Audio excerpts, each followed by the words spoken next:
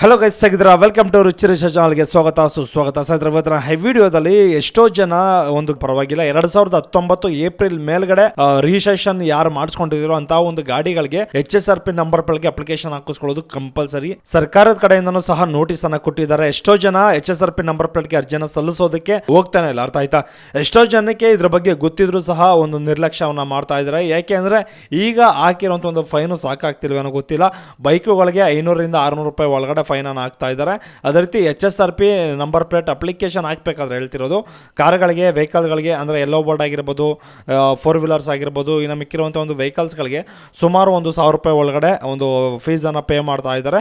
ಇದು ಬಿಟ್ಟು ನೀವೇನಾದರೂ ಪೊಲೀಸ್ನವ್ರಿಗೆ ದಂಡ ಕಟ್ಟಬೇಕು ಅಂದರೆ ಸಲ್ಲಿಸೋದಕ್ಕೆ ಹೋಗ್ಬೇಡಿ. ಅರ್ಥ ಆಯ್ತಾ? ಯಾಕೆ ಅಂದರೆ ಅರ್ಜಿ ಸಲ್ಲಿಸ್ಬಿಟ್ರೆ ನಿಮಗೆ ಫೈನ್ ಬೀಳಲ್ವಲ್ಲ, ಅದಕ್ಕೋಸ್ಕರ. ಅರ್ಥ ಆಯ್ತಾ? ಯಾಕೆ ಅಂದರೆ ನೆಕ್ಸ್ಟ್ ತಿಂಗಳಿಂದ ಪೊಲೀಸ್ನವರು ಹಿಡಿತೀವಿ ಅಂತ ತಿಳಿಸ್ಕೊಟ್ಟಿದ್ದಾರೆ. ಅಂದರೆ ಗಾಡಿಗಳೇನಾದರೂ HSRP ನಂಬರ್ ಪ್ಲೇಟ್ ಅಳವಡಿಕೆ ಮಾಡಿಲ್ಲ ಅಂದರೆ ದಂಡವನ್ನು ವಿಧಿಸಲಾಗುತ್ತೆ ಅಂತ ತಿಳಿಸ್ಕೊಡ್ತಾ ಇದ್ದಾರೆ. ಬಟ್ ಆದರೆ ಇದು ಸಿಕ್ಕಾಪಟ್ಟೆ ಜನರಿಗೆ, ಎಷ್ಟೋ ಜನಕ್ಕೆ ಗೊತ್ತು, ಆದರೆ ನಿರ್ಲಕ್ಷ್ಯ ಮಾಡ್ತಾ ಇದ್ದಾರೆ. ನಿಮ್ಮ ನಿರ್ಲಕ್ಷ್ಯ ಏನಾಗ್ತಿದೆ ಅಂದರೆ ಈಗ ಬೇರೆ ಮೊದಲಿನ ಥರ ಯಾರು ಸಹ ಪೊಲೀಸ್ನವರು ಹಿಡಿತಾ ಇಲ್ಲ ಅಂತ ತಿಳ್ಕೊಳ್ಬೇಡಿ. ಅರ್ಥ ಆಯ್ತಾ? ಸಿಕ್ಕಾಪಟ್ಟೆ ಜನ ರೋಡಲ್ಲೇ ಹಿಡಿತಾರೆ ಪೊಲೀಸ್ನವರು. ಇದನ್ನು ದಯವಿಟ್ಟು ಮೈಂಡಲ್ಲಿ ಇಟ್ಕೊಳ್ಳಿ. ಯಾಕೆ ಅಂದರೆ ಮುಂಚೆ ಎಲ್ಲ ಪೊಲೀಸ್ನವರು ಯಾವುದೇ ಕಾರಣಕ್ಕೂ ಹಿಡಿಯೋದಕ್ಕೆ ಬರ್ತಾ ಇರಲಿಲ್ಲ. ಬಟ್ ಆದರೆ ಈಗ ಸರ್ಕಾರ ಚೇಂಜ್ ಆಗಿದೆ, ರೂಲ್ಸ್ಗಳು ಚೇಂಜ್ ಆಗಿದೆ. ಬಟ್ ಆದರೆ ನೀವೇನಾದರೂ ಹೆಲ್ಮೆಟ್ ಇಲ್ದೇ ಹೋದರೆ ಅವ್ರು ನಿಮ್ಮನ್ನು ಬಿಡಲ್ಲ. ಇನ್ನು HSRP ನಂಬರ್ ಪ್ಲೇಟ್ ಇಲ್ಲ ಅಂದರೆ CCTV ಕ್ಯಾಮ್ರಾದಲ್ಲಿ ರೆಕಾರ್ಡ್ ಆಗಿರ್ತದೆ, ಕ್ಯಾಪ್ಚರ್ ಮಾಡಿರ್ತದೆ. ಈ ಆಧಾರದ ಮೇಲೆ ಏನು ಮಾಡುತ್ತೆ ಅಂದರೆ ಸರ್ಕಾರ ಇಮಿಡಿಯೇಟ್ಲಿ ಮನೆಗೆ ನೋಟಿಸ್ ಕೊಡುವಂಥ ಒಂದು ಚಾನ್ಸಸ್ ತುಂಬಾ ಇರ್ತದೆ. ದಯವಿಟ್ಟು ನಾನು ನಿಮ್ಗೆ ಏನು ತಿಳಿಸ್ಕೊಡ್ತಾ ಇದ್ದೀನಿ ಅಂದರೆ ನಿಮ್ಮ ಸೇಫ್ಟಿಗೋಸ್ಕರ ನೀವೇನು ಮಾಡಬೇಕು, ನೀವೇನು ಮಾಡ್ತೀರಾ ಅಂದರೆ ಸಿಂಪಲ್ HSRP ನಂಬರ್ ಪ್ಲೇಟ್ಗೆ ಅಪ್ಲೈ ಮಾಡ್ಕೊಳ್ಳಿ. ಅದೇ ರೀತಿ HSRP ನಂಬರ್ ಪ್ಲೇಟ್ ಅತಿ ಬೇಗ, ಅತಿ ಶೀಘ್ರದಲ್ಲಿ ಅಳವಡಿಕೆ ಮಾಡಿಸ್ಕೊಂಡ್ರು ತುಂಬ ಒಳ್ಳೆಯದು ಅಂತ ನಾನು ಹೇಳೋದಕ್ಕೆ ಬಯಸ್ತೀನಿ. ಅರ್ಥ ಆಯ್ತಾ?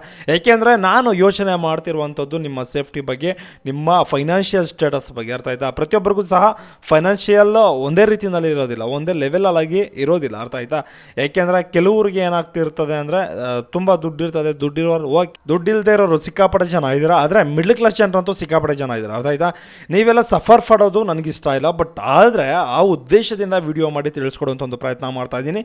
ದಯವಿಟ್ಟು ನೀವೇನಾದರೂ HSRP ನಂಬರ್ ಪ್ಲೇಟ್ಗೆ ಇನ್ನೂ ಅರ್ಜಿ ಹಾಕಿಲ್ಲ ಅಂದರೆ ನಿಮ್ಮ ಗಾಡಿದು RC ಕಾರ್ಡ್ ಏನಿದೆ, RC ಕಾರ್ಡನ್ನು ದಯವಿಟ್ಟು ಅದನ್ನು ತೊಗೊಂಡೋಗಿ ಸೈಬರ್ ಸೆಂಟರ್ಗಳಿಗೆ ನಿಮ್ಮ ನಂಬರ್ ಆಗಿರಲಿ, ನಿಮ್ಮ phone number, Gmail ID, RC card ಇಷ್ಟನ್ನು ತೊಗೊಂಡೋಗಿ ಅರ್ಜಿಯನ್ನು ಸಲ್ಲಿಸ್ಕೊಂಡ್ರೆ ತುಂಬ ಉಪಯುಕ್ತ ಆಗುತ್ತೆ. ಅರ್ಥ ಆಯ್ತಾ? ದಯವಿಟ್ಟು ನೆಕ್ಸ್ಟ್ ಮಂತಿಂದ 1ನೇ ತಾರೀಕು ಮೇಲೇ ಒಂದು ಹಿಡಿತೀವಿ, ಅಂದರೆ ಫೈನ್ ಹಾಕ್ತೀವಿ, ದಂಡ ಹಾಕ್ತೀವಿ ಅಂತ ತಿಳಿಸ್ಕೊಟ್ಟಿದ್ದಾರೆ. ನೀವೇನು ಮಾಡಬೇಕು ಅಂದರೆ ದಯವಿಟ್ಟು ಕೂಡಲೇ ವಿಸಿಟ್ ಮಾಡಿ ಸೈಬರ್ ಸೆಂಟರ್ಗಳಿಗೆ ಅರ್ಜಿಯನ್ನು ಸಲ್ಲಿಸ್ಕೊಂಡ್ರೆ ತುಂಬ ಉತ್ತಮ ಅಂತಲೇ ಹೇಳ್ಬೋದು. ಯಾಕೆ ಅಂದರೆ ಈ ಒಂದು ಅಪ್ಲಿಕೇಶನ್ ಹಾಕಿಸ್ಕೊಳ್ಳೋದ್ರಿಂದ ನಿಮ್ಮ ಗಾಡಿಗೂ ಮತ್ತು ನಿಮಗೂ ಸಹ ತುಂಬ ಸೇಫ್ಟಿ ಇರ್ತದೆ. ಅರ್ಥ ಆಯ್ತಾ? ಏನಾದರೂ ಗಾಡಿ ಕೇಳ್ತಾನಾದರೆ ಹುಡ್ಕೋದಕ್ಕೆ ಸಿಕ್ಕಾಪಟ್ಟೆ ಈಸಿ ಆಗುತ್ತೆ, ತುಂಬ ಯೂಸ್ಫುಲ್ ಆಗುತ್ತೆ ಅಂತ ಅವರು ನಿಮಗೆ ಈ ಒಂದು HSRP ನಂಬರ್ ಪ್ಲೇಟ್ನ ಅಳವಡಿಕೆ ಮಾಡೋದಕ್ಕೆ ಫೋರ್ಸು ಮಾಡ್ತಾ ಇರೋದು. ಅರ್ಥ ಆಯ್ತಾ? ಇದೊಂದು ದಯವಿಟ್ಟು ಮೈಂಡಲ್ಲಿ ಇಟ್ಕೊಳ್ಳಿ. ಅದೇ ರೀತಿ ತುಂಬ ಇಂಪಾರ್ಟೆಂಟ್ ಆಗಿರುವಂಥದ್ದು, ಇದೇ ಥರದ ಯಾವುದಾದ್ರೂ ಅಪ್ಡೇಟಿಂಗ್ ವಿಚಾರಗಳು ನಿಮ್ಗೆ ಬೇಕು ಅಂದರೆ ದಯವಿಟ್ಟು ನಮ್ಮ ಚಾನಲ್ಗೆ ಕೂಡಲೇ ಸಬ್ಸ್ಕ್ರೈಬ್ ಮಾಡಿಕೊಂಡು ಹಾಗೆ ಬಿಲ್ ಐಕಾನ್ ಬಟನ್ ಮೇಲೆ ಕ್ಲಿಕ್ ಮಾಡಿ. ಓಕೆ, ಸೊ ಬಾಯ್, ನೆಕ್ಸ್ಟ್ ವಾರದಲ್ಲಿ ಸಿಗೋಣ.